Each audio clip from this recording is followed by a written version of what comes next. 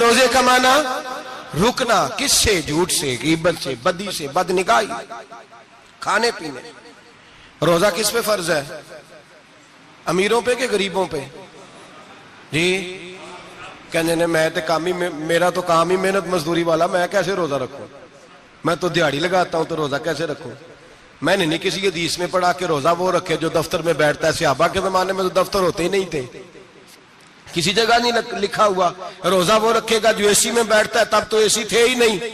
حضرت ابوبکر صدیق رضی اللہ تعالیٰ عنہ سے لے کر جناب بلال تک سارے اپنے ہاتھ سے کام کرتے تھے، سارے اپنے ہاتھ سے کام کرتے، سارے۔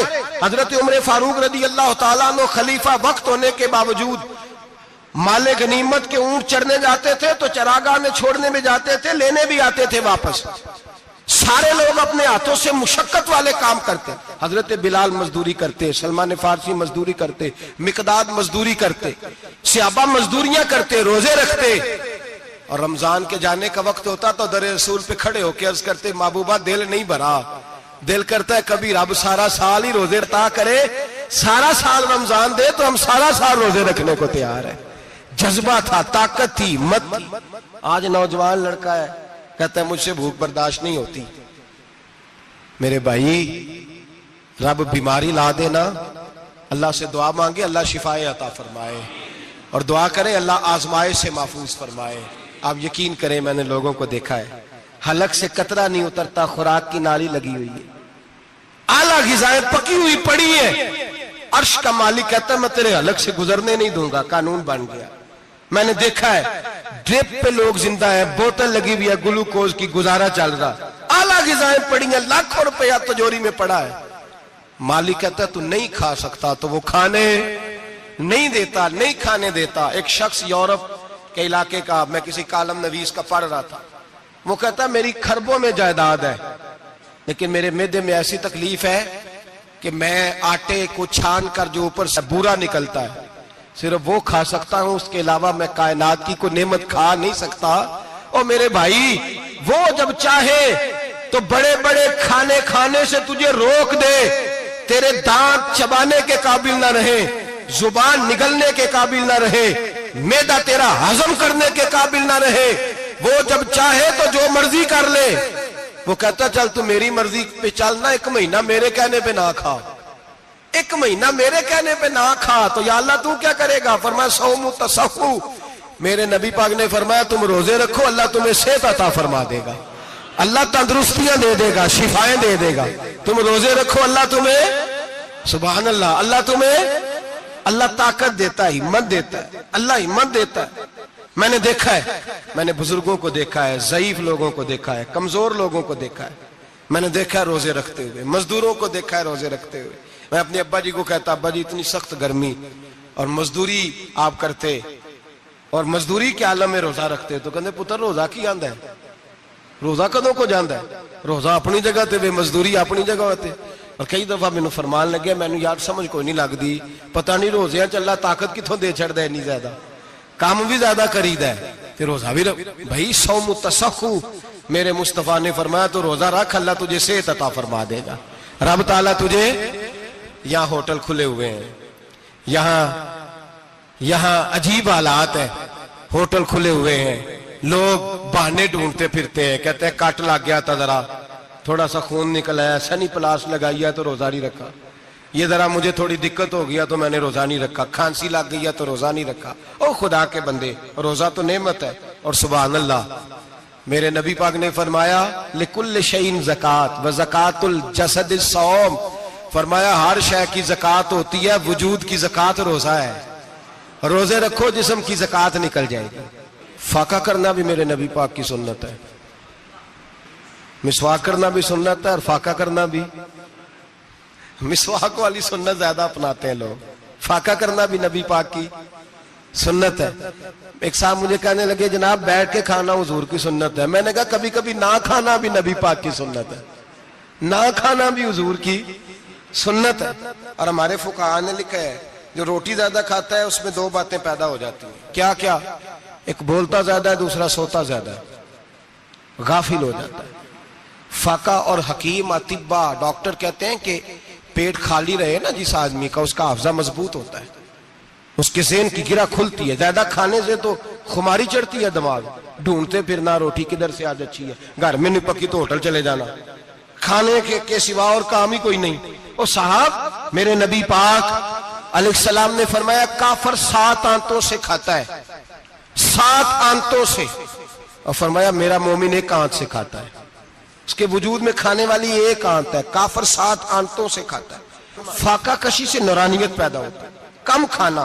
دیکھیں نا نبی پاک صلی اللہ علیہ وسلم نے اللہ سے فاقہ مانگ کے لیا ہے, یا اللہ 1 وقت روٹی دے 1 وقت کا فاقہ دے, مانگ کے لیا ہے نبی پاک نے, مانگ کے.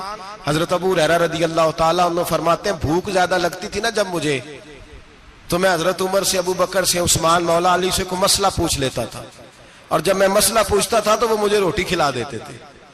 جب میں ان سے مسئلہ پوچھتا تو وہ مجھے, حضرت ابو ہریرہ فرماتے ہیں مجھے بھوک لگی, میں حضرت عمر کے پاس گیا, ان سے مسئلہ پوچھا. ان کا رواج تھا جب میں مسئلہ پوچھتا تو پہلے روٹی کھلاتے. ہمارے بزرگ یہ فرماتے ہیں کہ کھانے کھلا کے دین پڑھاؤ.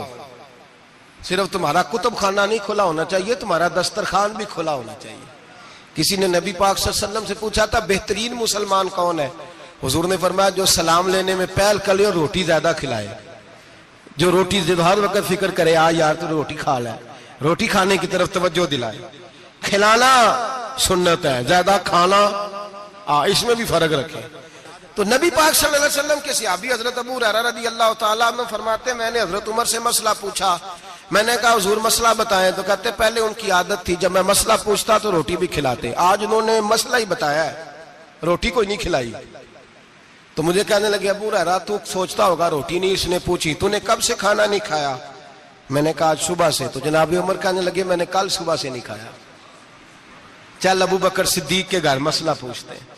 کہتے ہیں جناب صدیق اکبر کے دروازے پہ گئے, جا کر کے ان سے مسئلہ پوچھا. ان کی بھی عادت تھی جب کوئی مسئلہ پوچھنے جاتے تو دسترخوان بچھا لیتے, کہتے آؤ روٹی بھی کھلاتا ہوں مسئلے بھی بتاتا ہوں.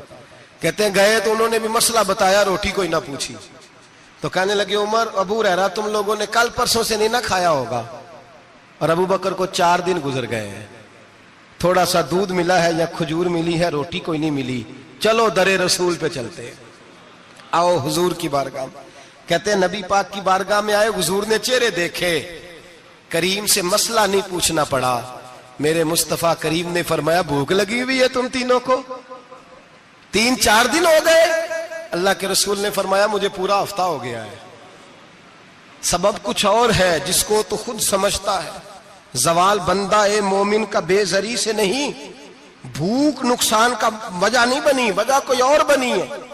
رشوتیں جو بازار گرم ہوئے ہیں لوٹ مار کے, یہ روٹی کے لیے نہیں, یہ زیادہ کھانے کے لیے, یہ بینک بیلنس کے لیے گرم ہے.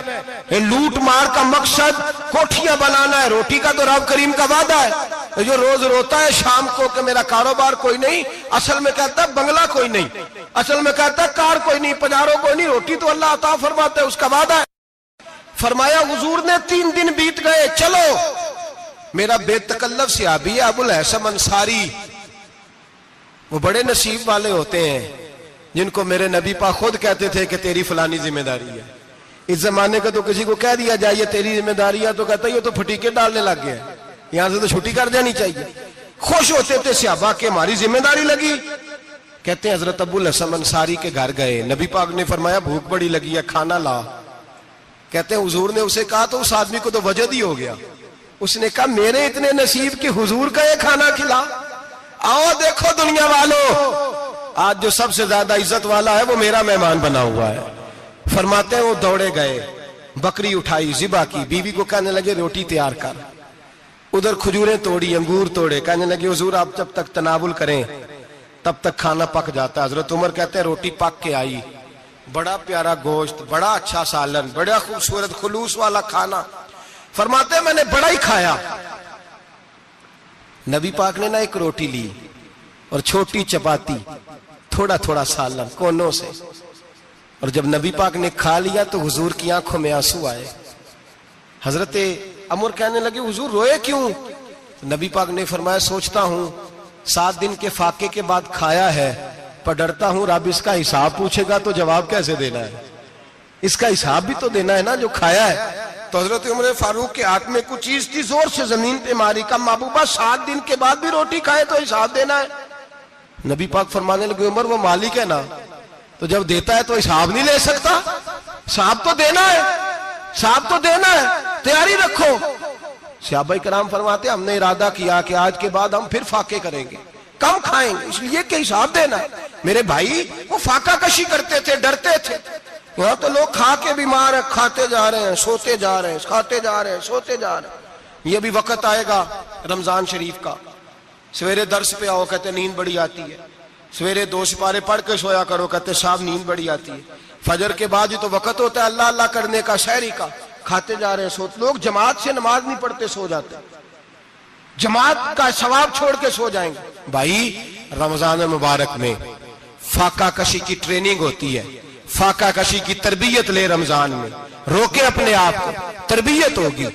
اور ہمارے صوفیاء فرماتے ہیں جو زیادہ کھاتا ہے اس کا نفس اس کو زیادہ پہ مائل کرتا ہے، خواہشات نفس پیدا ہوتی ہیں۔ میرے نبی پاک علیہ السلام نے جوانوں کو حکم دیا ہے، یا معاشر الشباب، او جوانوں، یا رسول اللہ کیا حکم ہے؟ فرمایا یا نکاح کر لو اگر طاقت ہے، نہیں طاقت تو روزے رکھو۔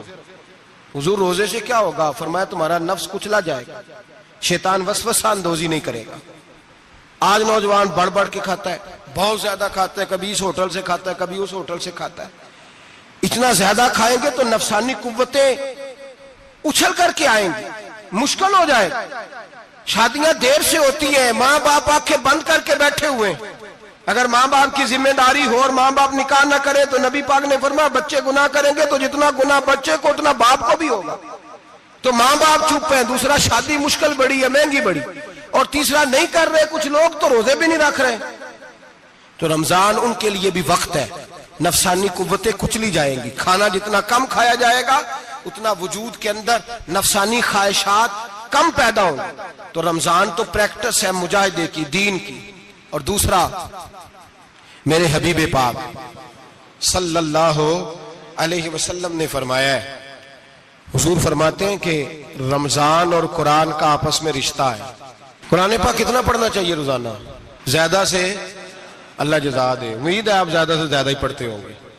بھائی سنیں، حدیث مبارکہ میں نبی پاک نے فرمایا رمضان اور قرآن دونوں مل کے نا، بڑی پیاری حدیث ہے، فرمایا دونوں مل کے اللہ کی بارگاہ میں میری امت کی سفارش کریں گے، رمضان اور اللہ اکبر۔ کس طرح؟